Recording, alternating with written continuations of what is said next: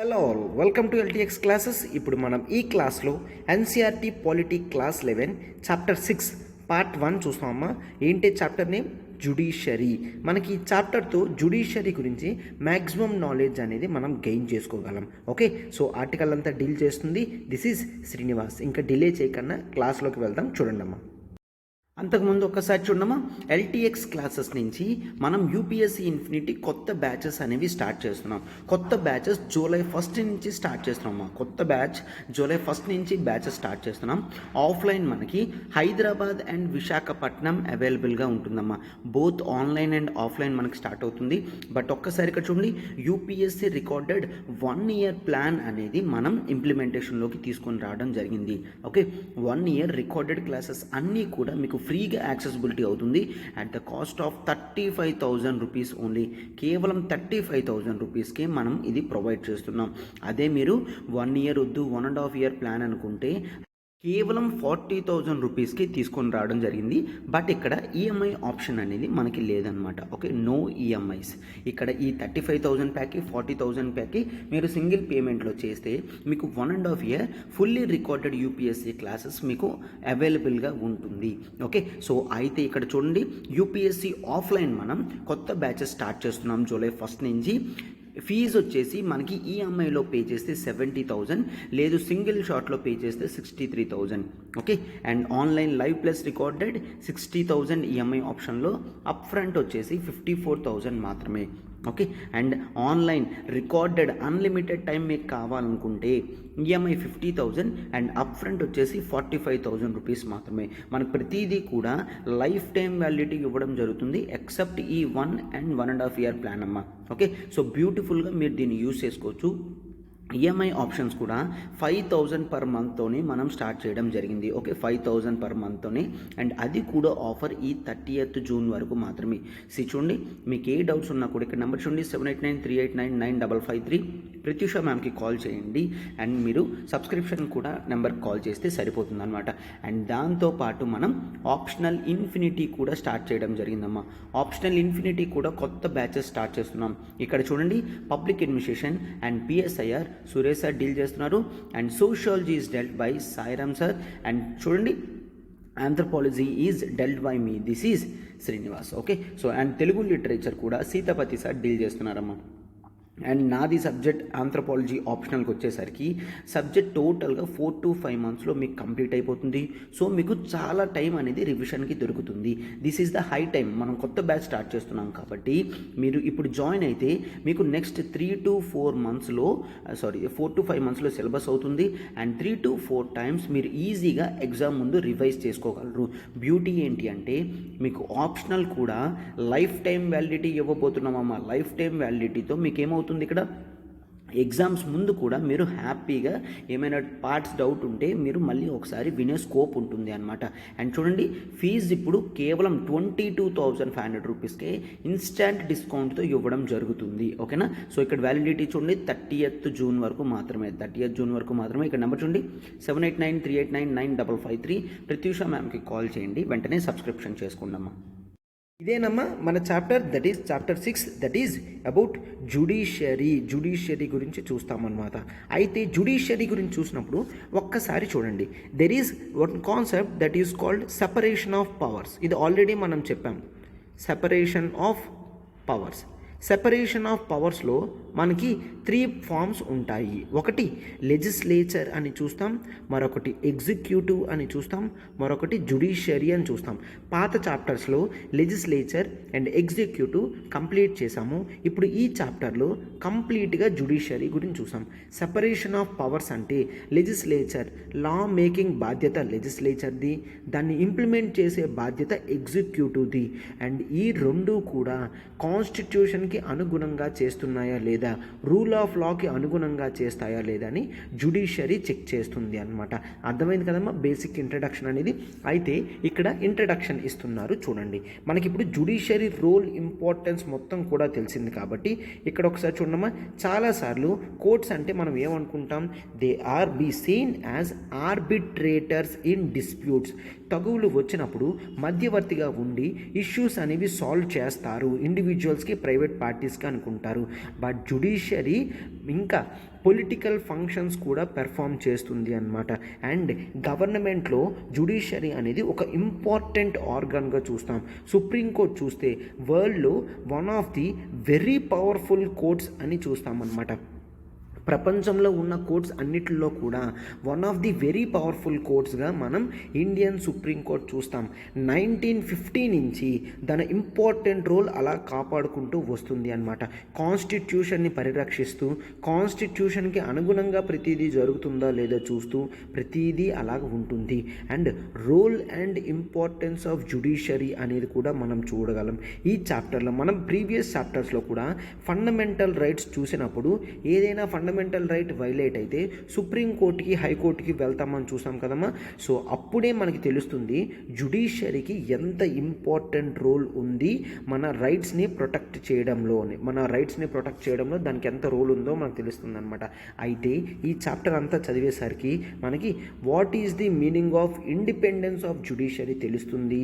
And Indian judiciary యొక్క role ఏంటి మన ప్రొటెక్ట్స్ని ప్రమోట్ చేయడంలో ప్రొటెక్ట్ చేయడంలో. ఓకే, అండ్ నెక్స్ట్ జ్యుడిషియరీ యొక్క రోల్ ఏంటి కాన్స్టిట్యూషన్ని ఇంటర్ప్రెట్ చేయడంలో.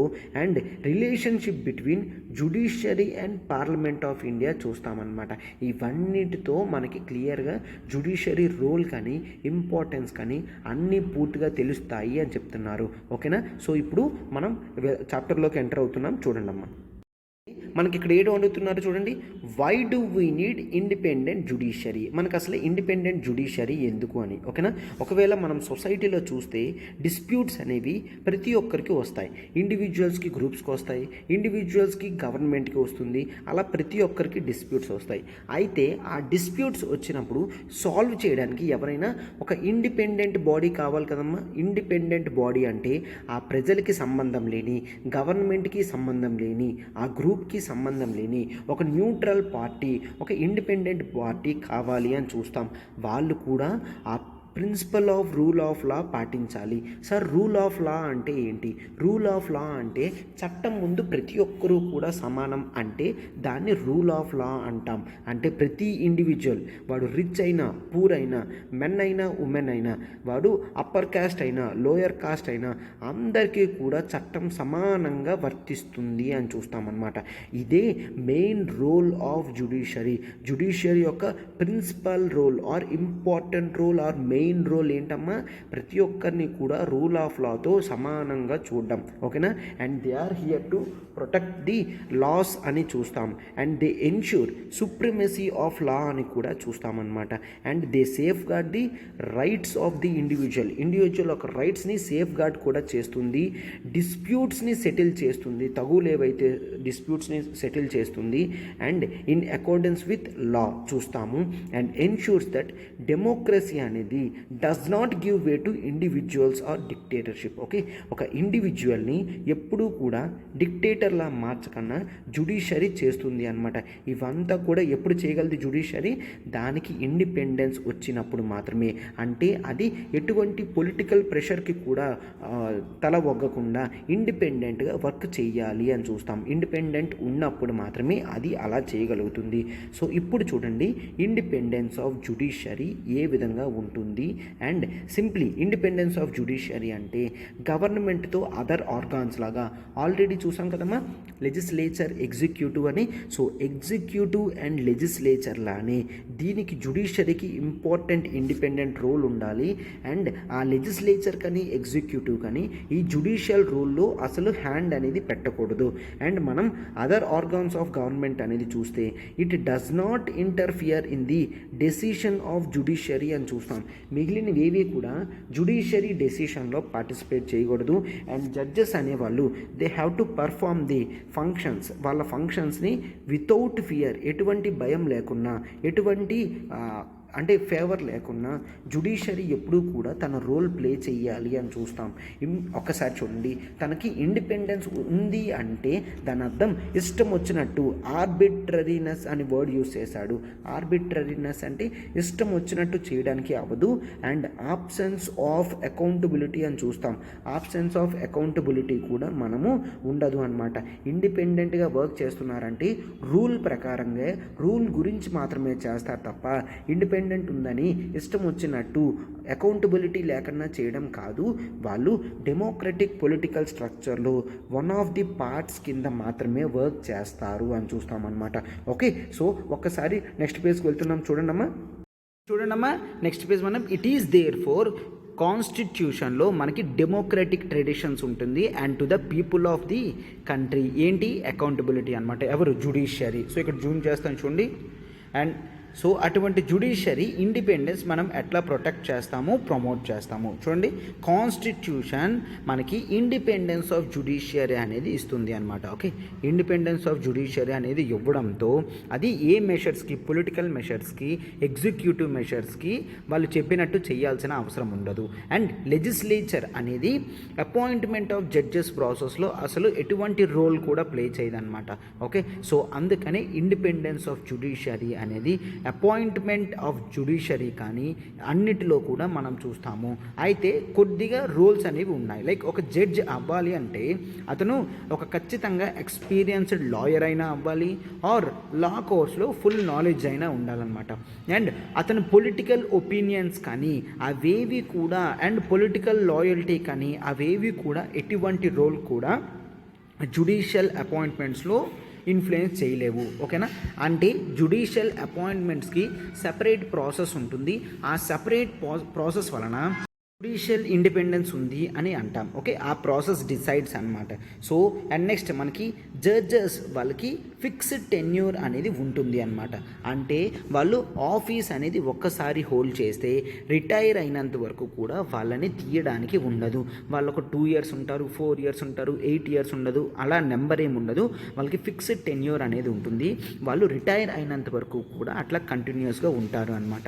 ఓకే, ఓన్లీ ఇన్ ఎక్సెప్షనల్ కేసెస్లో మాత్రమే మనం జడ్జెస్ని రిమూవల్ చేస్తాము. అయితే వాళ్ళకి సెక్యూరిటీ ఆఫ్ టెన్యూర్ కూడా ఉంటుంది. సెక్యూరిటీ ఆఫ్ టెన్యూర్ వలన వాళ్ళు ఏ పొలిటికల్ పార్టీకి వాళ్ళు భయపడాల్సిన అవసరం లేదు, ఎటువంటి ఫేవరెటిజం కూడా చూపించాల్సిన అవసరం లేదు. అంటే ఆ పార్టీ ఇష్టమని ఆ పార్టీ కేసెస్ ఏమైనా వస్తే వాళ్ళకి ఫేవరెట్గా ఉంటే మళ్ళీ మనల్ని రీఎలెక్ట్ చేస్తారు, కంటిన్యూ చేస్తారు అని ఆ విధమైనది ఏది కూడా అవసరం లేదు. సెక్యూరిటీ ఆఫ్ టెన్యూర్ అని మనం చూస్తాం. ఓకే, సెక్యూరిటీ ఆఫ్ టెన్యూర్ చూస్తాం. కాన్స్టిట్యూషన్ ఒక డిఫికల్ట్ ప్రొసీజర్ అనేది పెట్టిందనమాట. దేనికి? For the removal of judges removal చేయడానికి కాన్స్టిట్యూషన్ ఒక డిఫికల్ట్ ప్రాసెస్ అనేది పెట్టింది. కాన్స్టిట్యూషనల్ మేకర్స్ ఎవరైతే ఉన్నారో వాళ్ళు ఆ రిమూవల్ ప్రాసెస్ని టిపికల్గా తీసుకోవడం జరిగింది, టఫ్గా. Okay, that would provide security of office to the members of judiciary అని చూస్తాం. వాళ్ళకి రిమూవల్ ప్రాసెస్ అనేది కష్టమవుతుంది కాబట్టి వాళ్ళు ఇండిపెండెన్స్తో వర్క్ చేయడానికి అవుతుంది అన్నమాట. అండ్ జుడిషియరీ అనేది అది ఫినాన్షియల్లీ డిపెండెంట్ కాదు లెజిస్లేచర్ మీద, ఎగ్జిక్యూటివ్ మీద. అంటే ఎగ్జిక్యూటివ్ ఓకే అంటే శాలరీ పడడం కానీ, లెజిస్లేచర్ వాళ్ళ శాలరీ ఎప్పుడు పడితే అప్పుడు డిసైడ్ చేయడం కానీ అట్లాగా ఉండదు. కాన్స్టిట్యూషన్ వాళ్ళ ఫిక్స్డ్ శాలరీస్ని, అలవెన్సెస్ని అది అప్రూవల్ ఆఫ్ లెజిస్లేచర్కి ఎటువంటి ఇన్ఫ్లుయెన్స్ లేకుండా ఉంచింది అనమాట. అంటే లెజిస్లేచర్ ఓకే చెప్తేనే వాళ్ళ శాలరీస్ రావడం కాదు, ఆటోమేటిక్గా వాళ్ళ శాలరీస్ ఎటువంటి డిస్కషన్ లేకుండా కూడా పాస్ అయ్యేటట్టు కాన్స్టిట్యూషన్లో పెట్టడం జరిగిందనమాట. సో యాక్షన్స్ ఆఫ్ జడ్జెస్ అనేవి అండ్ వాళ్ళ డెసిషన్స్ అవన్నీ కూడా పర్సనల్ క్రిటిసిజంకి ఇమ్యూన్గా ఉంటాయి. అంటే ఏంటి ఇమ్యూన్ ఫ్రమ్ పర్సనల్ క్రిటిసిజమ్స్? అంటే జడ్జెస్ని ఉద్దేశించి ఎటువంటి విధమైన వాక్యాలు కూడా మాట్లాడకూడదు అనమాట. జుడిషియరీకి వాళ్ళని ఎవరైనా ఏమైనా అంటే పీనలైజ్ చేసే కెపాసిటీ ఉంటుంది. దాన్నే మనం కంటెంప్ట్ ఆఫ్ కోర్ట్ అని అంటాం. జడ్జెస్కి ఆపోజిట్గా కానీ, వాళ్ళు ఇచ్చిన జడ్జ్మెంట్స్కి ఆపోజిట్గా కానీ ఏమైనా మాట్లాడితే ఎవరు మాట్లాడినా కూడా పనిష్మెంట్ ఇస్తారు on the name of contempt of court. Okay, contempt of court కింద వాళ్ళని పీనలైజ్ చేయడం కూడా జరుగుతుంది అన్నమాట. సో ఈ కోర్ట్ ఎఫెక్టివ్గా protection to the judges and unfair criticism అనేది నుంచి రక్షిస్తుంది అన్నమాట. ఓకే, సో ఎవరైనా కూడా ఫెయిర్ ఫార్మ్ ఆఫ్ క్రిటిసిజం అనేది జుడిషియరీ యాక్సెప్ట్ చేస్తుంది, కానీ అన్ఫెయిర్ క్రిటిసిజం అనేది జుడిషియరీ ఎప్పటికీ కూడా యాక్సెప్ట్ చేయదు అనమాట. పార్లమెంట్ ఎప్పుడూ కూడా మరొక ప్రొటెక్షన్ ఇవ్వడం జరిగిందమ్మా దాని ఇండిపెండెన్స్కి. కాండక్ట్ ఆఫ్ జడ్జెస్ అనేది ఎప్పటికీ కూడా డిస్కస్ చేయకూడదు అన్లెస్ ఆ ప్రొసీడింగ్ అనేది రిమూవల్ ఆఫ్ జడ్జెస్కి మేము తీసుకొస్తే కానీ, అంటే రిమూవల్ ఆఫ్ జడ్జెస్ బిల్ ఏదైనా పెడితే మోషన్ కానీ రెజల్యూషన్ కానీ పెడతాం కదా, ఆ రెజల్యూషన్ ఉన్నప్పుడు మాత్రమే జడ్జెస్ ఎంక్వైరీ గురించి మాట్లాడాలి తప్ప మిగిలిన టైంలో ఎప్పుడూ కూడా ఆ జడ్జ్ కాండక్ట్ గురించి ఎప్పటికీ ఎత్తకూడదు అని చూస్తామన్నమాట. So all these points provide ఏంటి ఇండిపెండెన్స్ టు జుడిషియరీ అని అంటాం వితౌట్ ఫియర్. ఓకేనా, సో అయితే ఇక్కడ ఏం చూస్తాం మనం, జుడిషియరీ అనేది ఫినాన్షియల్లీ ఇండిపెండెంట్ కాకపోయినా లెజిస్లేచర్ ఎగ్జిక్యూటివ్ మీద ఆధారపడవసరం లేదు. అప్రూవల్ ప్రాసెస్ అనేది వేరేగా ఉంటుంది, రిమూవల్ ప్రాసెస్ వేరేగా ఉంటుంది. రిమూవల్ ప్రాసెస్ కష్టంగా ఉంటుంది అని చూస్తాము, అండ్ పర్సనల్ క్రిటిసిజంకి డిఫరెంట్గా ఉంటారు అని చూస్తాం, అండ్ అన్ఫెయిర్ క్రిటిసిజంకి కంటెంప్ట్ ఆఫ్ కోర్ట్కి యాక్సెప్ట్ చేయడం చూస్తాం. అండ్ టోటల్గా కాండక్ట్ ఆఫ్ జడ్జెస్ అనేది జుడిషియరీలో డిస్కస్ చేయకూడదు అన్లెస్ అతని రిమూవల్ ప్రొసీజర్ అనేది ఇంప్లిమెంటేషన్ స్టార్ట్ అయినంత వరకు కూడా. ఓకేనా, సో ఇప్పుడు మనం నెక్స్ట్ పేజ్కి వెళ్తున్నాం, చూడండి. నెక్స్ట్ పేజ్ చూడమ్మా, అపాయింట్మెంట్ ఆఫ్ జడ్జెస్ అనేది చూస్తాం. సో ఇక్కడ అపాయింట్మెంట్ ఆఫ్ జడ్జెస్ అనేది ఎప్పటికీ కూడా మనం ఇండిపెండెన్స్ ఆఫ్ జడ్జెస్ చూసామా, ఇప్పుడు అపాయింట్మెంట్ చూస్తే అది ఎప్పుడూ కూడా ఏదో ఒక పొలిటికల్ కాంట్రవర్సీతోనే నిండి ఉంటుంది అని చెప్తున్నారనమాట. ఓకే, సో పొలిటికల్ ప్రాసెస్లో అది ఒక పార్ట్ ఏంటి, అపాయింట్మెంట్ ఆఫ్ జడ్జెస్ అనేది. ఓకే, మనం judges of supreme Court and judges of high court ఇద్దరిని కూడా అపాయింట్మెంట్ అనేది లెజిస్లేచర్ చేస్తుంది. ఓకేనా, ఆ లెజిస్లేచర్ చేసినప్పటికీ కూడా ఒక డెఫినైట్ పొలిటికల్ ప్రాసెస్ అనేది ఉంటుంది అన్నమాట. So political philosophy of the judges ఏంటి అంటే there views about active and assertive judiciary or controlled and committed judiciary have an impact on the fate of the legislations enacted. ఓకేనా, so philosophy of the judges ఏంటి అంటే ఒక active ఒక assertive judiciary ఉంటే, యాక్టివ్గా ఉన్న జుడిషియరీ ఉండి committed judiciary ఉంటే దాని ఇంపాక్ట్ అనేది ఆ లెజిస్లేషన్స్ మీద పడుతుంది అనమాట. కౌన్సిల్ ఆఫ్ మినిస్టర్స్ కానీ, గవర్నర్స్ కానీ, చీఫ్ మినిస్టర్స్ కానీ, సిజేఏ కానీ వాళ్ళందరూ ప్రాసెస్ కూడా okay all influence the process of judicial appointment. ఓకేనా, ఈ విధమైన పొలిటికల్ కాంట్రవర్సీ ఉంది. అయితే మనం chief justice of India appointment ప్రాసెస్లో మాత్రం ఎటువంటి రోల్ కూడా చూడం. ఎందుకు అంటే దానికి ఎప్పటి నుంచో ఒక కన్వెన్షన్ అనేది ఫాలో అవుతూ వస్తున్నాం అనమాట. ఏంటా కన్వెన్షన్, సుప్రీంకోర్టులో ఎవరైతే సీనియర్ మోస్ట్ జడ్జ్గా ఉంటారో వాళ్ళే ఆటోమేటిక్గా CJI chief justice of India అయ్యేటట్టు మనం ఒక కన్వెన్షన్ అనేది ఫాలో అవుతున్నాం. అయితే కాన్స్టిట్యూషన్ ఇచ్చిందామా, నో, అది ఒక కన్వెన్షన్ అని మాత్రమే చూస్తాం. అది సరే ఇంతవరకు బ్రేక్ అవ్వలేదా, నో, 2 times బ్రేక్ అయింది ఆ ప్రాసెస్ అనేది. 1973లో ఏఎన్ రే అనే వ్యక్తి సిజేఐగా అపాయింట్ అయ్యారు బై సూపర్ సేడింగ్ 3 సీనియర్ జడ్జెస్ అతని కన్నా హయ్యెస్ట్లో ఉన్నప్పటికీ కూడా 1973లో ఏఎన్ రే గారు సిజేఐగా అయ్యారు అనమాట. సో ఇక్కడ పొలిటికల్ కాంట్రవర్సీ అనేది చూస్తాం.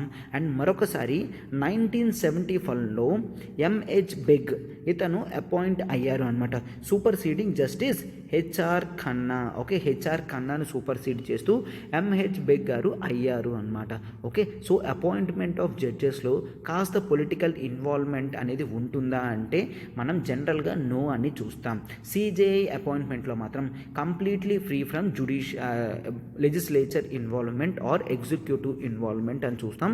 బట్ అది ఇక్కడ 1973-75లో 2 times అది మిస్ అయ్యింది అని మనం చూస్తాం. ఓకేనా, సో ఇప్పుడు చూడమ్మా నెక్స్ట్ పేజ్కి వెళ్తున్నాను.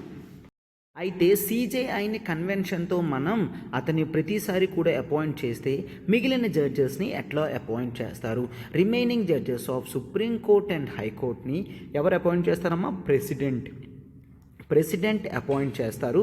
But after consulting the CJI అని కాన్స్టిట్యూషన్లో ఇవ్వడం జరిగింది. అండ్ అప్పుడు ఫైనల్ డెసిషన్ ఎవరు తీసుకుంటున్నట్టు, అపాయింట్మెంట్ మ్యాటర్స్ అన్నీ కూడా కౌన్సిల్ ఆఫ్ మినిస్టర్స్ తీసుకుంటున్నట్టు. అదేంటి సార్ ప్రెసిడెంట్ అన్నారు కదా, ప్రెసిడెంట్ ఎప్పుడూ కూడా కౌన్సిల్ ఆఫ్ మినిస్టర్స్ ఏది చెప్తే అది మాత్రమే చేయాలి. So final decision council of ministers దగ్గర ఉన్నట్టు అనమాట. అయితే సార్ ఇక్కడ మనకి ఇండిపెండెన్స్ ఆఫ్ జ్యుడిషియరీ అనేది పోతుంది కదా, నో. సో అయితే ఈ వర్డ్ కన్సల్టింగ్ మీనింగ్ ఏంటి అని కేసెస్ అనేవి వచ్చాయన్నమాట. ఆ వర్డ్ కన్సల్టేషన్ ఆఫ్ సిజేఐ అంటే ఏంటి అని అది 1982లోని 1998లోని రావడం జరిగింది. అయితే ఇనీషియల్గా చీఫ్ జస్టిస్ అనేవాళ్ళు ఏమనుకున్నారు, ప్యూర్లీ కన్సల్టేటివ్ బేసిస్ మాత్రమే, అంటే అడుగుతారు బట్ అతను వ్యూస్ క్యారీ చేసినా చేయకపోయినా పర్వాలేదు అని.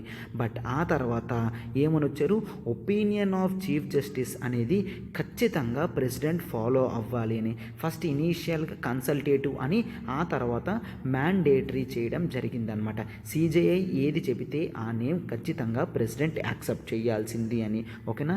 అయితే ఆ తర్వాత మనం ఏం చూస్తాం, సుప్రీంకోర్టు ఒక కొత్త ప్రొసీజర్కి వచ్చింది అనమాట. ఏంటి, ఇట్ సజెస్టెడ్ ఏంటి, చీఫ్ జస్టిస్ అనే వ్యక్తి కొన్ని నేమ్స్ని రికమెండ్ చేస్తారు, ఓకే, వీళ్ళని జడ్జెస్ కింద అపాయింట్ చేయండి అని, ఓకేనా. అండ్ వాళ్ళతో పాటు అతనితో సిజేఐతో పాటు 4 senior most judges of the court ఉంటారు. 4 senior most judges plus CJI హెడ్తో వాళ్ళు ఓకే చెప్తేనే అది మనం యాక్సెప్ట్ చేస్తాం.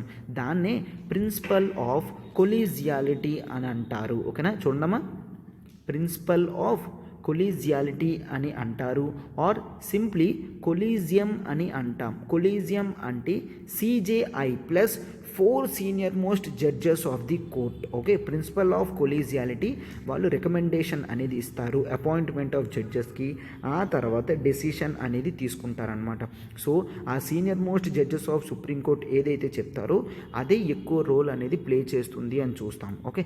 సో అయితే మ్యాటర్స్ ఆఫ్ జ్యుడిషియల్ అపాయింట్మెంట్లో ఫైనల్గా మనకేం తెలిసింది, ఇండిపెండెన్స్ ఆఫ్ జ్యుడిషియరీ అనేది ఉన్నది అని. ఎందుకు, సిజేఐతో పాటు మనం 4 సీనియర్ మోస్ట్ జడ్జెస్ కూడా ఈ విధమైన రోల్ ప్లే చేస్తారు కాబట్టి, ఓకేనా. సో అయితే రిమూవల్ ప్రాసెస్ ఆఫ్ జడ్జెస్ గురించి ఇక్కడ నెక్స్ట్ ఇస్తున్నారు చూడండమ్మా. రిమూవల్ ప్రాసెస్ ఆఫ్ జడ్జెస్ అనేది అంత ఈజీగా జరగకూడదని ఇండియన్ కాన్స్టిట్యూషన్ చాలా కేర్ఫుల్గా కాంప్లెక్స్ మెథడ్ తీసుకొచ్చింది. అంటే లెజిస్లేచర్కి ఎప్పుడు ఇష్టం వస్తే అప్పుడు లెజిస్లేచర్ రూల్స్ చేస్తూ జ్యుడిషియరీకి ఇబ్బంది పెట్టకూడదు అని రిమూవల్ ప్రాసెస్ని టైటన్ చేసింది అనమాట. అయితే చూడండి, a judge of supreme Court కానీ ఒక హైకోర్టుని కానీ ఏ విధంగా రిమూవ్ చేస్తారు, only on the grounds of proven misbehaviour or incapacity basis మీద కానీ మిస్బిహేవియర్ బేసిస్ మీద మాత్రమే వాళ్ళని తీస్తాము, ఓకేనా. A motion containing the charges against the judge, ఓకేనా. మనం ఏంటి, ఒక మోషన్ అనేది హౌస్లో పాస్ చేస్తాం. మోషన్ అంటే ఏంటి, ఒక బిల్ అయితే లోక్సభలో పాస్ అయ్యి రాజ్యసభలో పాస్ అయ్యి ప్రెసిడెంట్ దగ్గరికి వెళ్తుంది. బట్ మోషన్ అయితే అది కేవలం ఆ హౌస్లో మాత్రమే ఇటువంటి ఛార్జెస్ కానీ లైక్ నో కాన్ఫిడెన్స్ మోషన్ అన్నామా, వీటన్నిటినీ కూడా మోషన్స్ అని అంటాము అనమాట, ఓకే. మోషన్స్ అండ్ రెజల్యూషన్స్ అంటే తీర్మానాలు అలా చెప్తాం, okay. A motion containing the charges of the judges అనేది స్పెషల్ మెజారిటీతో పాస్ చేయాలి. ఎక్కడ సార్ ఒక హౌస్లో చేస్తే సరిపోతుందా, నో, కన్ఫామ్గా 2 హౌసెస్లో కూడా బోత్ హౌసెస్ ఆఫ్ పార్లమెంట్లో చేయాలి.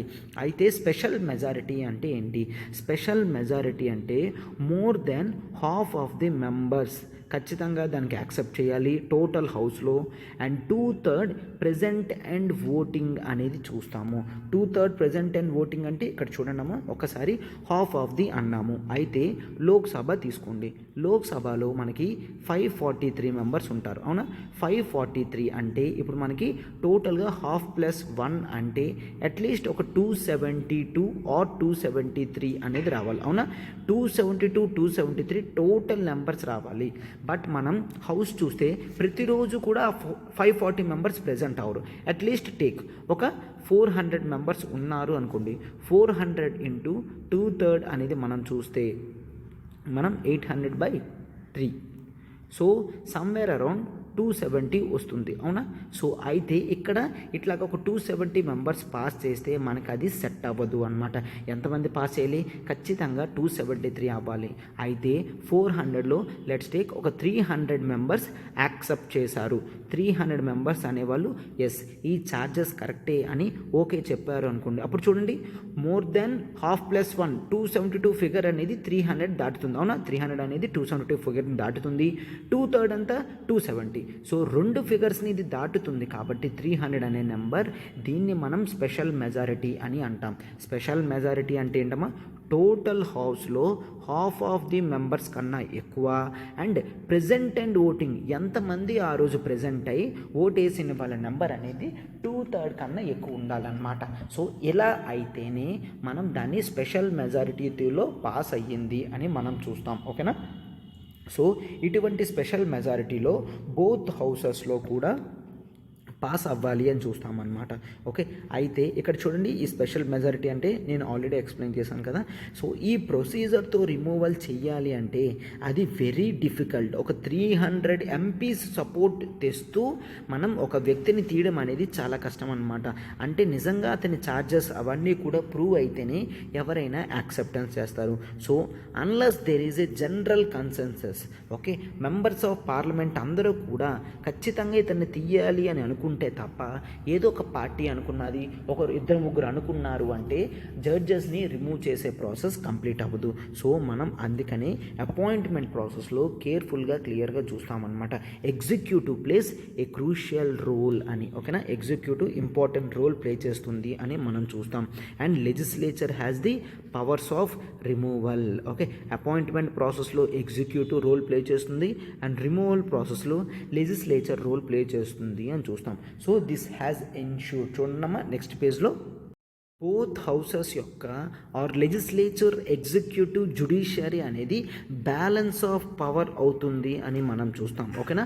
సో ఇండిపెండెన్స్ ఆఫ్ జ్యుడిషియరీ అనేది కాపాడుతూ లెజిస్లేచర్కి, ఎగ్జిక్యూటివ్కి ఓవర్ పవర్స్ ఇవ్వకన్నా వాటికి ఎంత ఇవ్వాలో అవి ఇస్తూ మనం చేసామన్నమాట. సో ఫార్ అయితే సరే ఎంతమందిని ఈ ప్రాసెస్లో రిమూవ్ చేశారంటే ఇంతవరకు ఒక్క సుప్రీంకోర్టు జడ్జిని కూడా రిమూవల్ ప్రాసెస్తో రిమూవ్ చేయలేదు, ఓకేనా? బట్ ఒక కేసు అయితే మాత్రం పార్లమెంట్ కన్సిడరేషన్లోకి వచ్చింది. బట్ అప్పుడు కూడా 2/3 మెజారిటీ వచ్చినప్పటికీ కూడా మరొక హౌస్లో స్ట్రెంగ్త్ టోటల్గా లేకపోవడం వలన, అంటే పొలిటికల్ పార్టీస్ ఎందుకులే మళ్ళా అని చెప్పి ఊరుకోవడంతో అది పాస్ ఆన్ అవ్వలేదు అని చూస్తాం, ఓకేనా? చూసాం కదా, 2/3 ప్రెజెంట్ అండ్ ఓటింగ్ సాటిస్ఫై అయినా కూడా టోటల్ మెంబర్షిప్లో హాఫ్ ఆఫ్ ప్లస్ 1 ఉంటుంది కదా, అది కోర్ ఉండి సాటిస్ఫై చేయలేదన్నమాట. అంటే ఇంటెన్షనల్గా వాళ్ళు చేసి అలాగ దాన్ని ఆపేశారు ఆ మోషన్ని, ఓకేనా, ఆ రెజల్యూషన్ని. ఓకే, సో ఆ కేసు అనేది చూడండి, దాన్ని ఇక్కడ అన్సక్సెస్ఫుల్ అటెంప్ట్ అని అన్నారు. ఎప్పుడు చేశారమ్మా? అది 1991లో ఫస్ట్ ఎవర్ మోషన్ అనేది సుప్రీంకోర్టు జస్టిస్ మీద పాస్ అయింది. టోటల్గా 108 మెంబర్స్ ఆఫ్ పార్లమెంట్ దాన్ని యాక్సెప్ట్ చేశారనమాట. ఓకే, ఎవరమ్మా అతని పేరు? Justice V Ramaswami. అతని టెన్యూర్లో అతను chief justice of Punjab and Haryana హైకోర్టుకి చేశారు. Okay, he was accused of misappropriating funds అనేవి మిస్అప్రోప్రియేట్ చేసి కరప్షన్ చేశారు అని ఛార్జెస్ వచ్చింది. బట్ 1992లో అతను పార్లమెంట్ అతని రిమూవల్ ప్రొసీజర్ని స్టార్ట్ చేసింది అనమాట. ఏ హై ప్రొఫైల్ ఎంక్వైరీ అనేది పెట్టారు. వాళ్ళు జస్టిస్ రామస్వామిని guilty of wilful and gross misuse of office కింద తేల్చారు అనమాట. అంటే ఏంటి? అతను ఇంటెన్షనల్గానే మిస్అప్రోప్రియేషన్ ఆఫ్ ఫండ్స్ చేశారు అని చెప్పడం జరిగింది. And he also involved in moral turpitude. Moral turpitude అంటే మీనింగ్ ఏంటి? మోరల్ వైలేషన్స్ని, అంటే మొరాలిటీని వదిలేసి అంటే కరప్షన్ చేశారు అని మీనింగ్ అనమాట. దాన్ని మనం మోరల్ టర్పిట్యూడ్ అని అంటాం. ఓకే, ఏమంటాం? మోరల్ టర్పిట్యూడ్ అని అంటాం. ఓకే, సో అయితే ఈ మోరల్ టర్పిట్యూడ్ అనేది చేయడం వలన ఇన్ జనరల్గా మనం ఎటువంటి role using public funds for private purpose, అతని సొంత అవసరాల గురించి పబ్లిక్ ఫండ్స్ని యూజ్ చేయడం జరిగింది అని చెప్తున్నారనమాట. ఓకే, సో అయితే while serving as chief justice of Punjab and Haryana court ఇది జరిగింది అనమాట. అయితే ఈ strong indictment Ramaswami survived the parliamentary motion. ఎందుకు అంటే 2/3 మెంబర్స్ సపోర్ట్ వచ్చినప్పటికీ కూడా కాంగ్రెస్ అప్పుడు అబ్స్టైన్ అయ్యింది ఓటింగ్ ప్రాసెస్ నుంచి. సో కాంగ్రెస్ ఇంటెన్షనల్గా మళ్ళీ ఇంతవరకు ఒక్క జడ్జి కూడా రిమూవ్ అవ్వలేదు కదా, మళ్ళీ బ్యాడ్ నేమ్ వస్తుందన్న ఉద్దేశంతో కాంగ్రెస్ అబ్స్టైన్ అయిపోయింది. సో టోటల్గా కావాల్సిన half of the total strength of the house అనేది రాలేదు. ఆ రిజల్యూషన్ అప్పటికప్పుడు క్లోజ్ అయిపోయింది అని మనం చూస్తాం. ఓకే, సో ఈ విధంగా టోటల్గా ఈ పేజ్లో టోటల్గా డిస్కస్ చేయడం జరిగిందమ్మా. ఇప్పుడు మనం మన నెక్స్ట్ పేజ్కి వెళ్తున్నాం. చూడండి, నెక్స్ట్ చూడమ్మా, మనకి ఇక్కడ స్ట్రక్చర్ ఆఫ్ జ్యుడిషియరీ అనేది చూస్తాం. అయితే ఇక్కడ చూస్తే స్ట్రక్చర్ ఆఫ్ జ్యుడిషియరీ అనేది మనం ఇండియన్ కాన్స్టిట్యూషన్లో సింగిల్ ఇంటిగ్రేటెడ్ జ్యుడిషియల్ సిస్టమ్ చూస్తాము. ఓకేనా, అండ్ మిగిలిన కంట్రీస్లో ఫెడరల్ కంట్రీస్లో లా కాకుండా ఇండియాలో సపరేట్ స్టేట్ కోర్ట్స్ అనేవి లేవు. ఆ స్టేట్ కోర్ట్స్ని హైకోర్ట్స్ అంటాం. ఆ హైకోర్ట్ అనేది సుప్రీంకోర్ట్ అండర్లో వర్క్ చేస్తుంది అని చూస్తాం. సో ఇదొక పిరమిడ్ స్ట్రక్చర్ లాంటిది ఫాలో అవుతుంది అనమాట. అంటే టాప్లో సుప్రీంకోర్ట్, ఆ కింద హైకోర్ట్, ఆ కింద డిస్ట్రిక్ట్ కోర్ట్, ఆ తర్వాత సబార్డినేట్ కోర్ట్.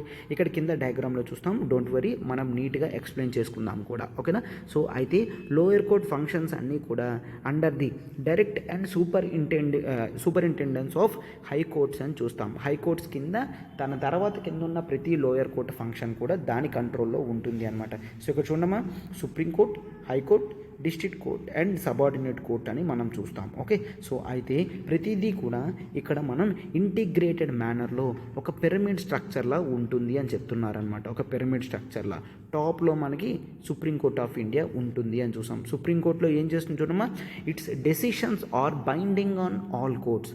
ప్రతి కోర్టులో కూడా సుప్రీంకోర్టు డెసిషన్ అనేది బైండింగ్ ఉంటుంది. అదే హయ్యెస్ట్ అల్టిమేట్ రోల్ ప్లే చేస్తుంది అనమాట. అది జడ్జెస్ని ట్రాన్స్ఫర్ చేస్తుంది. It can remove cases from any court to it self. అది ఏ కోర్టులో కేసు ఎక్కడున్నా కూడా తన దగ్గరికి తీసుకోగలదు అనమాట. నువ్వు ఇంకా ఈ కేసు చూడకు, ఈ కేసు నెక్స్ట్ ప్రొసీడింగ్స్ అంతా కూడా నేను వింటాను అని. And it can transfer from one high court to another. ఒక హైకోర్టు నుంచి మరొక కోర్టుకు కూడా ట్రాన్స్ఫర్ చేస్తుంది అనమాట.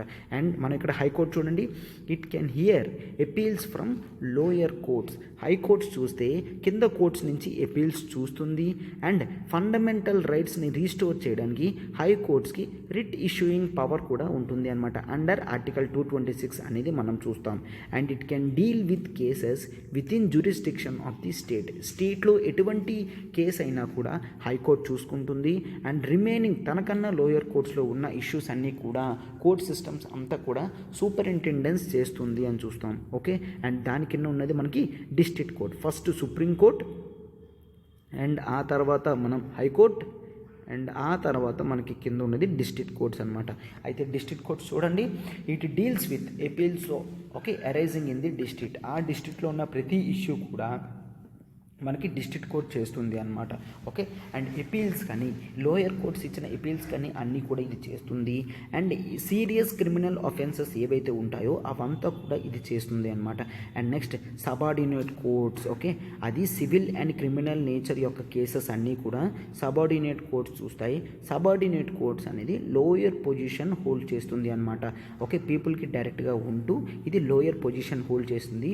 టోటల్గా ఇదంతా కూడా ఒక integrated form of judiciary and pyramidal structure అని మనం అంటాము. ఓకేనా, ఎస్. ఇప్పుడు నెక్స్ట్ పేజ్కి వెళ్తున్నాను, చూడండమ్మా. సో అయితే జ్యూరిస్డిక్షన్ ఆఫ్ సుప్రీం కోర్ట్ అనేది చూడండమ్మా. జ్యూరిస్డిక్షన్ ఆఫ్ సుప్రీంకోర్ట్ ఎలా ఉంటుంది, అది చాలా పవర్ఫుల్ పొజిషన్లో ఉంటుంది. కాబట్టి సుప్రీంకోర్ట్ ఆఫ్ ఇండియా మనం ఏం చూస్తాము, very powerful court in anywhere in the world. మన ఇండియన్ సుప్రీంకోర్టుకి చాలా ఎక్కువ పవర్స్ అనేవి ఉన్నాయన్నమాట. బట్ దాని ఫంక్షన్స్ ఏమో కొన్ని లిమిటేషన్స్ బై కాన్స్టిట్యూషన్తో కూడా ఉన్నాయి. అంటే కాన్స్టిట్యూషన్ కొన్ని లిమిటేషన్స్ పెట్టింది సుప్రీంకోర్టు. ఆ సుప్రీంకోర్టుకి లిమిటేషన్స్ ఉన్నాయి, బట్ దానికి పవర్స్ ఉన్నంత వరకు మాత్రం హయ్యెస్ట్ పవర్స్ అనేవి ఉన్నాయన్నమాట. అవన్నీ దాని ఫంక్షన్స్ కానీ రెస్పాన్సిబిలిటీస్ కానీ అన్నీ కూడా కాన్స్టిట్యూషన్లో నీట్గా చెప్పడం జరిగింది. అండ్ వాళ్ళ స్పెసిఫిక్ జ్యూరిస్డిక్షన్ కూడా సుప్రీంకోర్టుకి క్లియర్గా కాన్స్టిట్యూషన్ చెప్పడం జరిగింది. సో అందుకని ఇక్కడ చూడండి, constitution of supreme court in India jurisdiction అని చూస్తాం. చూడండి, అయితే ఇక్కడ దానికి ఒరిజినల్ జ్యూరిస్డిక్షన్ ఉంటుంది. ఒరిజినల్ జ్యూరిస్డిక్షన్ ప్రకారం యూనియన్కి స్టేట్స్కి ఏమైనా తగువులు వస్తే అది సాల్వ్ చేస్తుంది. అర్థమవుతుందమ్మా? యూనియన్కి స్టేట్కి ఇష్యూస్ వస్తే అప్పుడు ఎవరు సాల్వ్ చేస్తారు? సుప్రీంకోర్టు చేస్తుంది. అందుకే అది ఒరిజినల్ జ్యూరిస్డిక్షన్ అని అంటాము. నెక్స్ట్, ఎపీలేట్ జ్యూరిస్డిక్షన్లో కింద కోర్ట్స్ నుంచి అలా సివిల్ కేసెస్ క్రిమినల్ కేసెస్ కానీ వెళ్తే దాన్ని ఎపీలేట్ అంటాము. లైక్ లైక్ సబార్డినేట్ కోర్ట్స్ చూస్తాం. ఆ తర్వాత డిస్ట్రిక్ట్ కోర్ట్స్ ఉంటాయి. డిస్ట్రిక్ట్ కోర్ట్స్ నుంచి అపీల్తో హైకోర్టుకి వెళ్తుంది. హైకోర్టుకి అపీల్తో సుప్రీంకోర్టుకి వెళ్తే ఇలా దీన్ని అపీలేట్ జ్యూరిస్డిక్షన్ అని అంటాము. And next advisory jurisdiction. ప్రెసిడెంట్కి ఏమైనా డౌట్ వస్తే ఇంపార్టెన్స్ ఆఫ్ లా మేకింగ్లో కానీ ఏదైనా లా ఇష్యూస్లో కానీ ఏమైనా డౌట్స్ వస్తే అది డైరెక్ట్గా చీఫ్ జస్టిస్ ఆఫ్ ఇండియాకి అడుగుతారు. అంటే సుప్రీంకోర్టు అడ్వైజరీ జ్యూరిస్డిక్షన్ కూడా చేస్తుంది అనమాట. అండ్ అదే కాదు, ఇక్కడ రిట్ జ్యూరిస్డిక్షన్ కూడా ఉంటుంది. రిట్ జ్యూరిస్డిక్షన్ అంటే ఏంటి? ఆర్టికల్ 32 ప్రకారం సుప్రీంకోర్టు ఈ రిట్స్ని ఇష్యూ చేయగలదన్నమాట. ఏంటమ్మా అవి? Habeas corpus, mandamus, prohibition, certiorari, quo warranto to protect the fundamental rights of individual. ఇవన్నీ కూడా మనము క్లాస్ 11లోనే ఫండమెంటల్ రైట్స్ చాప్టర్లో చూసాం. అవునా? ఫండమెంటల్ రైట్స్ చాప్టర్లో ప్రతిదీ కూడా దీని గురించి డీటెయిల్గా చూసాం. Habeas corpus, mandamus, prohibition, certiorari and quo warranto అని మనం చూస్తాము. ఓకేనా? అండ్ నెక్స్ట్ ఉండి స్పెషల్ పవర్స్ అనేవి ఇక్కడ ఉన్నది. అయితే స్పెషల్ పవర్స్ కింద it can grant special leave petition అన్నమాట. అంటే ఏంటి? ఇండియాలో ఏ కోర్టులో కూడా ఒక కేసు అనేది ఉంది అంటే సుప్రీంకోర్టు కావాలి అనుకుంటే ఆ ఇష్యూ అనేది తన దగ్గరికి అది తీసుకోగలది అనమాట. దాన్ని స్పెషల్ పవర్ అని అంటాం, స్పెషల్ లీవ్ పిటిషన్ అని అంటాము. ఓకేనమ్మా? అయితే ఇప్పుడు నెక్స్ట్ పేజ్కి వెళ్దాం. చూడండి ఇప్పుడు నెక్స్ట్ పేజ్లో మనకి ఆ original jurisdiction, writ jurisdiction, appellate jurisdiction అవన్నీ కూడా నీట్గా ఎక్స్ప్లెయిన్ చేస్తున్నారు. మనం చెప్తాం చూడండమ్మా. అయితే ఇక్కడ ఒరిజినల్ జ్యూరిస్డిక్షన్ ప్రకారం మనకి కేసెస్ ఏవైనా కూడా సుప్రీంకోర్టుకి కొన్ని కేసెస్ వెళ్తాయి without going to lower courts. Okay, lower కోర్ట్స్కి వెళ్ళకన్నా డైరెక్ట్గా సుప్రీంకోర్టుకి వెళ్తాయి. వాటిని మనం ఒరిజినల్ జ్యూరిస్డిక్షన్ అని అంటాము అనమాట. అయితే ఒరిజినల్ జ్యూరిస్డిక్షన్లో ఎటువంటి కేసెస్ వెళ్తాయి అంటే ఫెడరల్ డిస్ప్యూట్స్ అన్నీ కూడా, అంటే సెంటర్కి స్టేట్కి ఇన్ఫ్లుయెన్స్ అయిన ప్రతి మ్యాటర్, ప్రతి డిస్ప్యూట్ కూడా కేవలం సుప్రీంకోర్టుకి మాత్రమే వెళ్తుంది అని చూస్తాం. అదే ఇంకే ఫెడరల్ కంట్రీలో అయినా కూడా లీగల్ డిస్ప్యూట్స్ యూనియన్ స్టేట్స్కి వస్తే, okay, and among the state themselves వస్తే అవి ఏ విధంగా అయితే సుప్రీంకోర్టుకు వెళ్తాయో ఇండియాలో కూడా అదే విధంగా సెంటర్కి స్టేట్కి వచ్చిన, స్టేట్కి మరొక స్టేట్కి వచ్చిన ఆ ఇష్యూస్ అన్నీ కూడా సుప్రీంకోర్టులోనే సాల్వ్ చేసుకుంటారు. అయితే next the power to resolve, ఆ కేసెస్ని ఎవరు రిజాల్వ్ చేస్తారు? సుప్రీం కోర్ట్ ఆఫ్ ఇండియా అని మనం చూస్తాం. It is called original jurisdiction. Okay, ఎందుకంటే Supreme Court alone has the power to deals with such cases. అటువంటి కేసెస్ని డీల్ చేసే పవర్ కేవలం సుప్రీంకోర్టుకే ఉంటుంది. హైకోర్టుకి కానీ లోయర్ కోర్ట్స్కి కానీ ఆ కెపాసిటీ అనేది ఉండదు అనమాట. సో ఈ కెపాసిటీతో సుప్రీంకోర్టు ఇష్యూస్ని సెటిల్ చేయడం మాత్రమే కాదు, పవర్స్ ఆఫ్ యూనియన్ కానీ పవర్స్ ఆఫ్ స్టేట్ గవర్నమెంట్ కానీ ఇంటర్ప్రెట్ చేస్తుంది కూడా. అంటే వీళ్ళ పవర్స్ కాన్స్టిట్యూషన్ ఆఫ్ ఇండియాలో ఏం రాసుందో అనేది క్లియర్గా సుప్రీంకోర్టే చెప్తుంది అనమాట. దాన్నే ఒరిజినల్ జ్యూరిస్డిక్షన్ అని అంటాం. నెక్స్ట్ చూడండి అమ్మా, రిట్ జ్యూరిస్డిక్షన్. రిట్ జ్యూరిస్డిక్షన్ ప్రకారం మనం ఆల్రెడీ చదివాము. ఏంటని? ఫండమెంటల్ రైట్స్ కానీ ఒక ఇండివిజువల్ ఆర్ తన ఫండమెంటల్ రైట్స్ ఎప్పుడైతే వైలేట్ అవుతుందో డైరెక్ట్గా సుప్రీంకోర్టుకి వెళ్తాం అండర్ ఆర్టికల్ 32. ఓకేనా? అండ్ హైకోర్టు కూడా ఇష్యూ చేస్తుంది అండర్ ఆర్టికల్ 226. ఆర్టికల్ 226 అయితే హైకోర్టు అని చూస్తాం, 32 అయితే సుప్రీంకోర్టు అని చూస్తాము. ఓకేనా? బట్ ద పర్సన్స్ ఎవరి రైట్స్ అయితే వైలేట్ అవుతాయో వాళ్ళకి హైకోర్టుకి కావాలంటే హైకోర్టుకి వెళ్ళచ్చు, లేదంటే సుప్రీంకోర్టుకి వెళ్ళచ్చు అని చూస్తాం. ఓకేనా? And to act in a particular వే, వాళ్ళు ఏ విధంగా యాక్ట్ చేయాలని అది వాళ్ళ మీద ఆధారపడి ఉంటుంది. వాళ్ళు హైకోర్టుకైనా వెళ్ళచ్చు, సుప్రీంకోర్టుకైనా కూడా వెళ్ళచ్చు అనమాట. నెక్స్ట్ చూడండి అమ్మా, next is appellate jurisdiction. Appellate jurisdiction అంటే ఏంటి? This is the highest court of appeal అని చూస్తాం. అపీల్స్లో హయ్యెస్ట్ కోర్ట్ అదే, సుప్రీంకోర్టుకు మించి ఇంకేమీ కూడా ఉండదు. ఓకేనా? అండ్ ఏ పర్సన్ అయితే సుప్రీంకోర్టు అపీల్కి వెళ్తాడు అంటే హైకోర్టు డెసిషన్ అనేది నచ్చకపోతే సుప్రీంకోర్టుకి వెళ్తారు.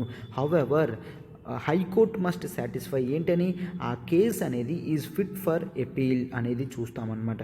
దట్ ఈస్ టు సే ఏంటి, it involves a serious matter of interpretation of law or constitution. Okay, అయితే ఇక్కడ సుప్రీంకోర్టు కూడా చూస్తుంది. ఓకే, ఆ ఇష్యూ అనేది అపీల్కి తీసుకోవాలా వద్దా అని. ఓకేనా, ఇన్ ఎడిషన్ క్రిమినల్ కేసెస్ అయితే లోయర్ కోర్ట్స్ ఏవైనా సెంటెన్స్ ఇచ్చింది అనుకోండి, ఏ సెంటెన్స్, డెత్ సెంటెన్స్ ఇస్తే అవి ఖచ్చితంగా హైకోర్టుకి కానీ సుప్రీంకోర్టుకి కానీ కావాలంటే వాళ్ళు అపీల్ చేసుకోవచ్చు.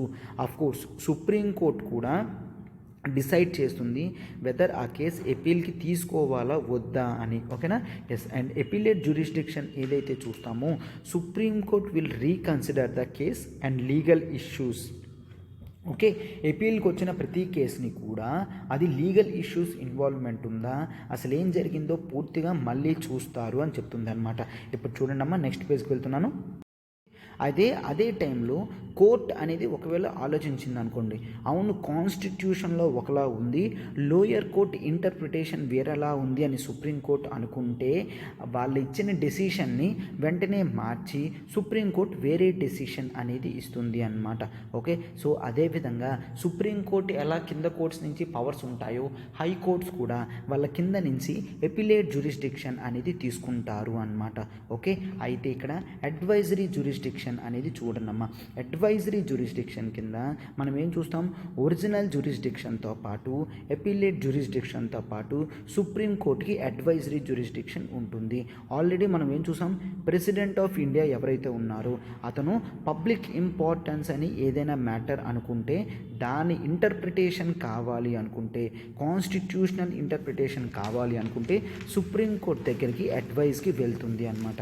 అయితే సుప్రీంకోర్టు అనేది ఈ అడ్వైజ్ ఇవ్వాల్సిన అవసరం లేదు, it is not bound to give advice అని చూస్తామన్నమాట.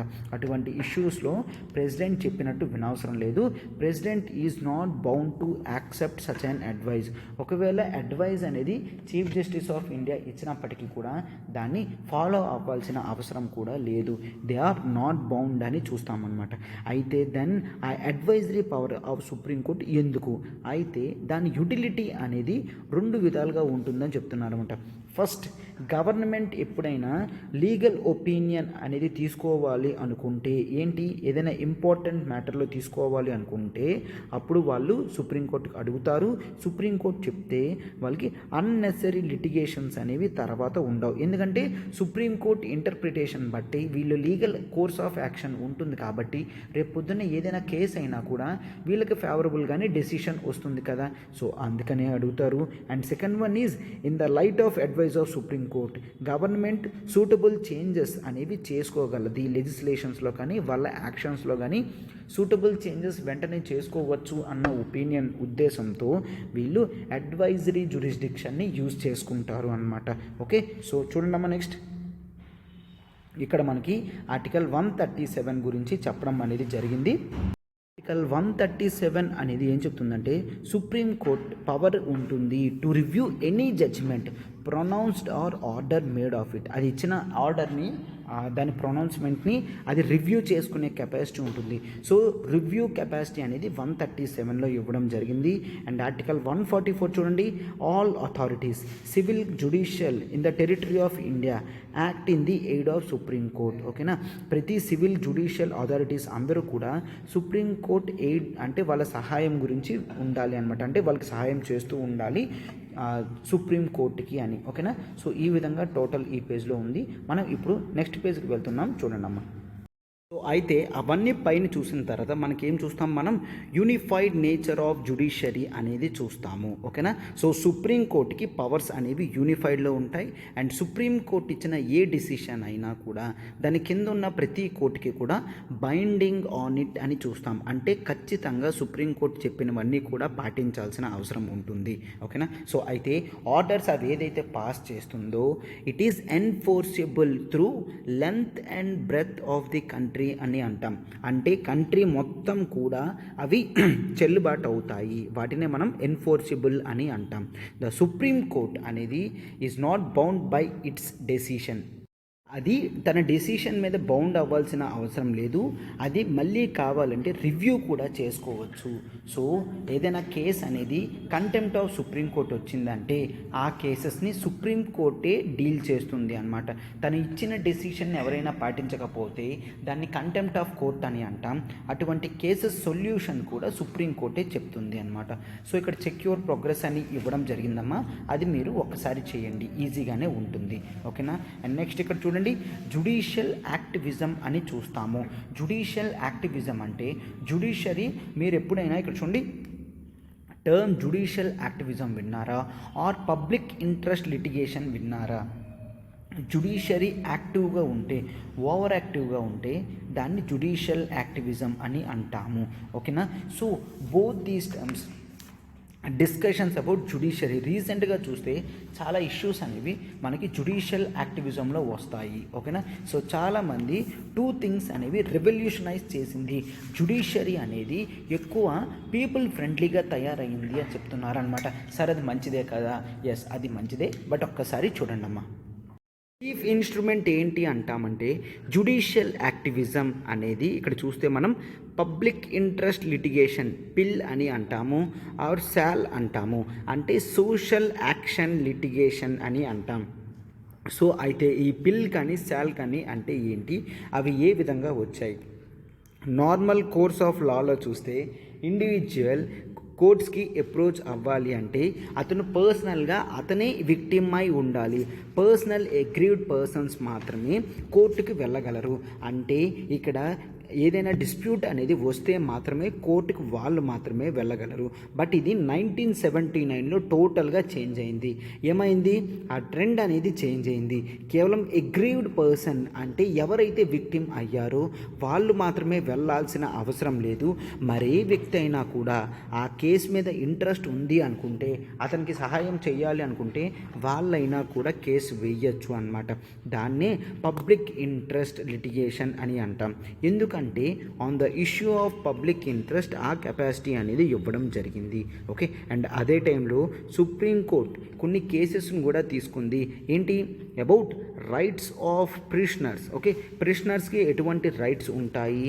And they opened gates for public spirited citizens. Public spirited citizens అంటే ఏ సిటిజన్స్ అయితే పబ్లిక్ స్పిరిట్తో ప్రజలకి సహాయం చేయాలి అనుకుంటారో వాళ్ళందరూ కేసెస్ అనేవి వినడం జరిగింది. అండ్ వాళ్ళకి సపోర్ట్ చేయడం కూడా జరిగింది అన్నమాట. అండ్ చాలా వరకు వాలంటరీ ఆర్గనైజేషన్స్ ఏవైతే ఉన్నాయో అవన్నీ కూడా జుడిషియల్ ఇంటర్వెన్షన్ని అడగడం జరిగింది. For protection of existing rights, ఉన్న రైట్స్ని ప్రొటెక్ట్ చేయడానికి జుడిషియల్ ఇంటర్వెన్షన్ అడిగారు. ఓకే. అండ్ దాంతో పూర్ పీపుల్ యొక్క లైఫ్ కూడా, వాళ్ళ కండిషన్స్ ఆఫ్ లైఫ్ కూడా టోటల్గా మెరుగుపడ్డాయి అని చూస్తామన్నమాట. దీన్నే జుడిషియల్ ఇంటర్వెన్షన్ ఫర్ లైఫ్ అని అంటాం. సో ఈ జుడిషియల్ ఇంటర్వెన్షన్ కానీ ఈ పబ్లిక్ ఇంట్రెస్ట్ లిటిగేషన్ కానీ ఇవన్నీ రావడంతో జుడిషియరీ ఒకేసారి యాక్టివ్ అయింది. దాన్నే ఇన్ జనరల్గా జుడిషియల్ యాక్టివిజం అని అంటామన్నమాట. ఓకే, ఇప్పుడు నెక్స్ట్ పేజ్కి వెళ్తున్నాం, చూడండమ్మా. ఓకే. అండ్ అవే కాదు, కొన్ని ఎన్విరాన్మెంటల్ ప్రొటెక్షన్ మెషర్స్ కూడా సుప్రీంకోర్టు అప్పుడు తీసుకోవడం జరిగిందనమాట. On the basis of public అందరికీ హెల్ప్ అవుతుందన్న ఉద్దేశంతో. సో అప్పుడు పిల్ has become the most important vehicle of judicial activism అని చూస్తాం. జుడిషియల్ యాక్టివిజం అవ్వడానికి చాలా ఇంపార్టెంట్ వెహికల్గా పిల్ అనేది తయారైంది. సో ఇప్పుడు మనం జుడిషియరీ చూస్తే it is an institution. Traditionally cases అన్నీ కూడా దానికి వచ్చినవి మాత్రమే చూసేది. అండ్ ఆ తర్వాత ఈవెన్ న్యూస్ పేపర్లో రిపోర్ట్స్ ఏ వచ్చినా, పోస్టల్ కంప్లైంట్స్ ఏ వచ్చినా కూడా కోర్టు తీసుకోవడం స్టార్ట్ చేసింది అనమాట. సో దాన్ని జుడిషియల్ యాక్టివిజం మరింత పాపులర్ డిస్క్రిప్షన్ అయ్యిందనమాట. అంటే జుడిషియరీ రోల్ రోజు రోజుకి హైప్ అవుతుంది, చాలా యాక్టివ్గా అవుతుంది అని. ఓకేనా. ఇక్కడ కొన్ని సమ్ ఎర్లీ పిల్స్ అనేవి ఉన్నాయి, చూడండమ్మా. 1979లో న్యూస్ పేపర్ పబ్లిష్డ్ ఏ రిపోర్ట్. ఏంటి? దేని మీద? అండర్ ట్రయల్స్ మీద రిపోర్ట్ చేస్తే many prisoners procedures in Bihar వాళ్ళు చాలా ఇయర్స్ జైల్లో ఉండడం స్టార్ట్ చేశారనమాట అండర్ ట్రయల్స్.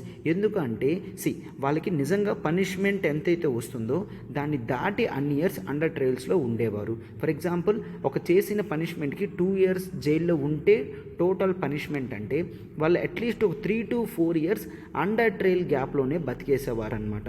సో ఈ విధంగా ఉంటుంది. సో దిస్ ప్రాంప్టెడ్ ఏంటి, ఒక అడ్వకేట్ అనే వ్యక్తి పిటిషన్ పెట్టాడు సుప్రీంకోర్టులో అండ్ సుప్రీంకోర్టు ఆ పిటిషన్ విన్నది.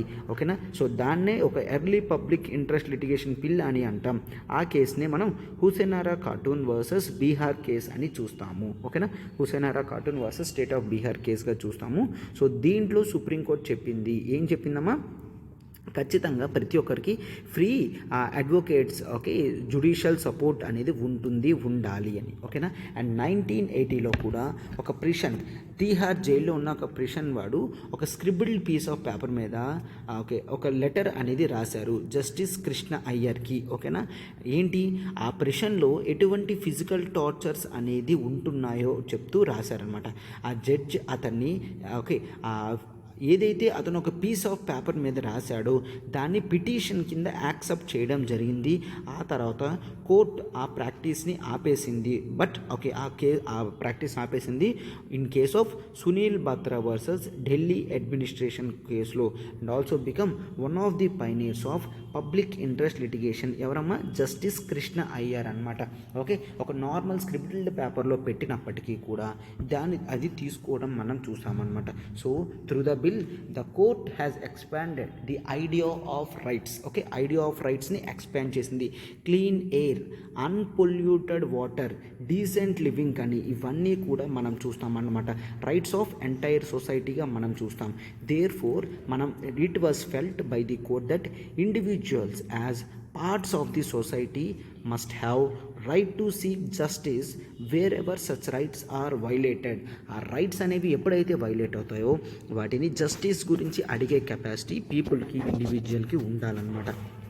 అండ్ సెకండ్లీ మనం చూస్తే బిల్ కానీ జ్యుడిషియల్ యాక్టివిజం చూస్తే పోస్ట్ 1980 పీరియడ్లో జ్యుడిషియరీ కొంత రెడీనెస్ చూపించింది. ఏంటి, ఈ రైట్స్ కన్సిడరేషన్కి ఆఫ్ దోస్ సెక్షన్స్. ఏంటమ్మా చూడండి, నెక్స్ట్ పేజ్లో ఉంటుంది.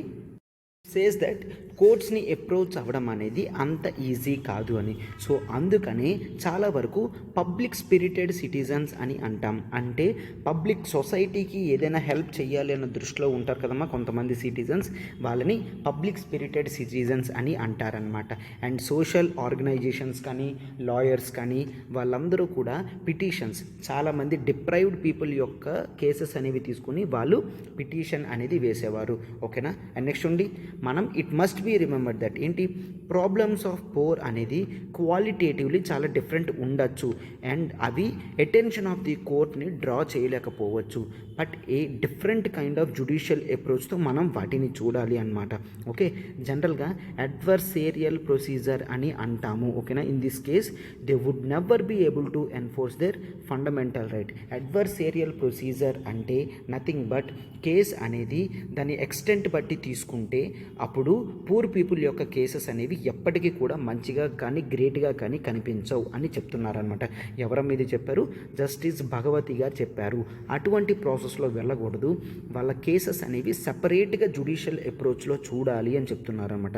ఏ కేసులో, Mukti Morcha versus Union of India case 1984లో అనమాట. సో అయితే ఇక్కడ నెక్స్ట్ చూడండి, జ్యుడిషియల్ యాక్టివిజం అనేది చాలా దాని ఇంపాక్ట్ అనేది మల్టీఫోల్డ్లో ఉంది, మెనీ ఫోల్డ్ ఆర్ మల్టీఫోల్డ్లో ఉందన్నమాట. అది జ్యుడిషియల్ సిస్టమ్ని ఏదైతే ఉందో దాన్ని డెమోక్రటైజ్ చేసింది. డెమోక్రటైజ్ అంటే పీపుల్కి ఈజీగా యాక్సెసిబుల్ అయినట్టు, ఈజీగా అవైలబుల్ అయినట్టు చేసిందనమాట. చాలా గ్రూప్స్ కూడా, అంటే సోషల్ ఆర్గనైజేషన్ గ్రూప్స్ కూడా కోర్ట్స్కి ఎక్కువ శాతం రావడం చూస్తామన్నమాట. అది ఎగ్జిక్యూటివ్ని అకౌంటబుల్గా ఉంచడానికి హెల్ప్ చేసింది అండ్ ఎలక్టోరల్ సిస్టమ్ని free and fair elections conduct చేయడానికి హెల్ప్ చేసింది. ఓకేనా. And court even asked contesting elections ఎవరైతే ఉన్నారో వాళ్ళ అసెట్స్, ఇన్కమ్ ఇవంతా కూడా వాళ్ళ ఎడ్యుకేషనల్ క్వాలిఫికేషన్స్ కానీ అన్నిటినీ కూడా ప్రజలు తెలుసుకోవాలి. వాళ్ళ రిప్రజెంటేటివ్స్ ఎవరైతే ఉన్నారో వాళ్ళ గురించి మినిమం ఇన్ఫర్మేషన్ ప్రజలకు తెలియాలి అని చెప్తూ వాళ్ళ అసెట్స్ కానీ ఎడ్యుకేషనల్ క్వాలిఫికేషన్స్ కానీ ఇన్కమ్ కానీ టోటల్గా పబ్లిక్ ముందు పెట్టాలి అని చెప్పింది అనమాట. అండ్ మనం ఇక్కడ చూస్తే నెగిటివ్ సైడ్ ఆఫ్ పిల్ కూడా ఉంటుంది. అది ఒక్కసారి చూడడం, ఎక్కువ పిల్స్ అనేవి వేయడం వలన ఫస్ట్లీ అది కోర్ట్స్కి ఓవర్ బర్డెన్ అవుతుంది. కేవలం పిల్స్కి సంబంధించిన ఇష్యూస్ మాత్రమే తీసుకుంటుంది, ఇంకా అంతకన్నా ఎక్కువ తీసుకోకుండా ఇంపార్టెంట్ ఫండమెంటల్ రైట్స్ కేసెస్ కూడా ఉండిపోయే ఛాన్సెస్ ఉంటుంది. కోర్టు ఓవర్ బర్డెన్ అవుతుంది అనమాట. సో అయితే సెకండ్లీ ఇక్కడ జుడిషియరీ ఏంటి, it blurred the line of distinction. ఎగ్జిక్యూటివ్కి, లెజిస్లేచర్కి అండ్ జుడిషియరీకి ఉన్న డిఫరెన్సెస్ని తీసేసి జుడిషియరీ లెజిస్లేటివ్ రోల్ కానీ ఎగ్జిక్యూటివ్ రోల్ కానీ అన్నీ తనే చేస్తుంది అని చూస్తామన్నమాట. So the court has been involved in resolving the questions which belong to the executive. ఏది ఎగ్జిక్యూటివ్కి చెందింది, ఏది లెజిస్లేటివ్కి చెందింది అది కూడా జుడిషియరీయే చేస్తుంటే ఆ difference between legislature and executive అనేది టోటల్గా జీరో అయిపోతుంది అని మనం చూస్తామన్నమాట. ఓకే, సో అయితే ఇప్పుడు నెక్స్ట్ పేజ్కి వెళ్తున్నాం, చూడండమ్మా. సో దాని కంటిన్యూషన్ చూడండమ్మా. మనం ఇక్కడ ఎయిర్ పొల్యూషన్ తగ్గించడం అనడం కానీ, సౌండ్ పొల్యూషన్ తగ్గించమని చెప్పడం కానీ, ఆర్ కేసెస్ ఆఫ్ కరప్షన్ ఇన్వెస్టిగేషన్కి ఆర్డర్స్ ఇవ్వడం కానీ, ఎలక్టోరల్ రిఫార్మ్స్ తీసుకొని రావడం కానీ, ఇవన్నీ కూడా అసలు జుడిషియరీ యొక్క డ్యూటీ కాదు. అందుకని జుడిషియరీ ఈ రోల్స్ ప్లే చేస్తుందని మనం జుడిషియల్ యాక్టివిజం అని అంటాము అనమాట. అర్థమైందా? సో యాక్చువల్లీ ఈ మ్యాటర్స్ అన్నీ ఎవరు చేయాలి సార్? ఎవరు చేయాలంటే అడ్మినిస్ట్రేషన్ డిపార్ట్మెంట్ వాళ్ళు చేసుకోవాలి. అడ్మినిస్ట్రేషన్ వాళ్ళు under the supervision of legislatures. Okay, legislature కింద వర్క్ అయ్యే అడ్మినిస్ట్రేషన్ వాళ్ళు, ఎగ్జిక్యూటివ్ వాళ్ళు రోల్ ప్లే చేయాలి. అందుకనే పీపుల్ ఇటువంటివి జుడిషియరీ చేసేసరికి జుడిషియల్ యాక్టివిజం అని నేమింగ్ కూడా పెట్టారనమాట. ఓకే, బట్ అయితే ఈ జుడిషియల్ యాక్టివిజం అనేది బ్యాలెన్స్ అనేది దెబ్బతింటుంది. సార్ ఏ బ్యాలెన్స్ దెబ్బతింటుంది?